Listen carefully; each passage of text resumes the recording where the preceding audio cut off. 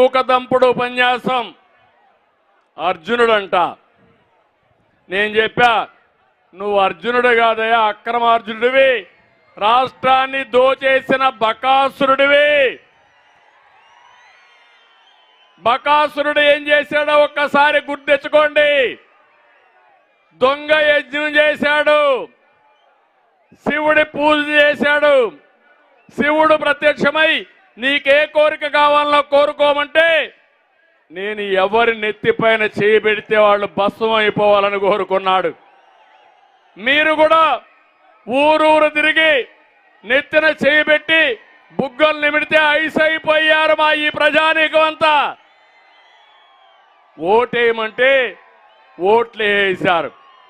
ఓటేసిన తర్వాత ఇప్పుడు ఈ భస్మాసురుడు మీ నెత్తినే చేయబెట్టాడు.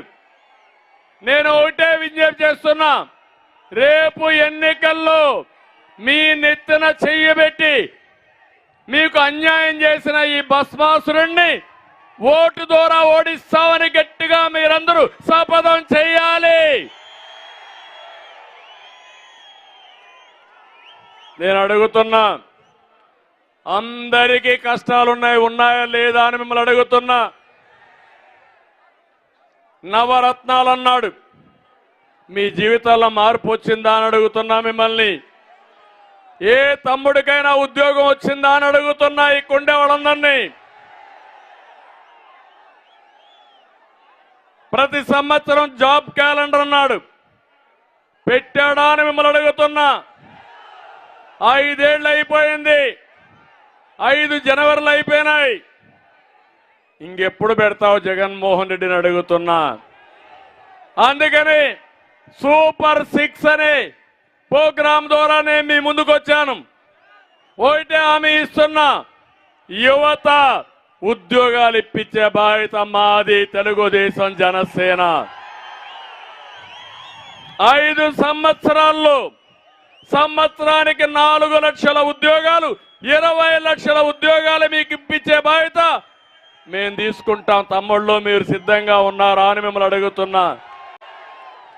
ఉద్యోగం వచ్చే వరకు 3,000 రూపాయలు నిరుద్యోగ భృతి ఇస్తాం. ఎక్కడికి పోకుండా మీ ఇంటి దగ్గర నుంచే వర్క్ ఫ్రమ్ హోమ్, ఇంటి దగ్గర కూర్చొని పనిచేసుకునే విధానానికి శ్రీకారం చుడతాం. మండల హెడ్ క్వార్టర్లో వర్క్ స్టేషన్లు పెడతాం. నేను ఒక్క విషయం మీరు గుర్తుపెట్టుకోండి, తెలుగుదేశం వస్తానే చిత్తూరు జిల్లాలో, ఉమ్మడి చిత్తూరు జిల్లాలో హార్డ్వేర్ పరిశ్రమ తిరుపతిలో టీసీఎల్ వచ్చింది, హీరో మోటార్స్ వచ్చింది, జోహో, సెల్కాన్, కార్బన్, డిక్సన్, ఒకటి కాదు 100 కంపెనీలు తీసుకొచ్చిన ఘనత తెలుగుదేశం పార్టీది. నేను అడుగుతున్నా, అలాంటివన్నీ చేస్తే జగన్ ఒక టెర్రరిజంతో చిత్తూరు జిల్లాలో పుట్టిన పారిశ్రామికవేత్త అమర్ రాజా బ్యాటరీస్ ని ఇక్కడి నుంచి తరివేసిన వ్యక్తి ఈ జగన్మోహన్ రెడ్డి అని చెప్పి నేను మీకు తెలియజేస్తున్నా. నిన్ననే మీరు చూశారు, జయదేవ్ తెలుగుదేశం పార్టీ ఎంపీ బాధతో ఆవేదనతో చెప్పాడు, ప్రభుత్వాల వల్ల, ఈ ప్రభుత్వం వల్ల నేను రాజకీయాలు వదులుకుంటున్నాను, కంపెనీ కాపాడుకోవాలి,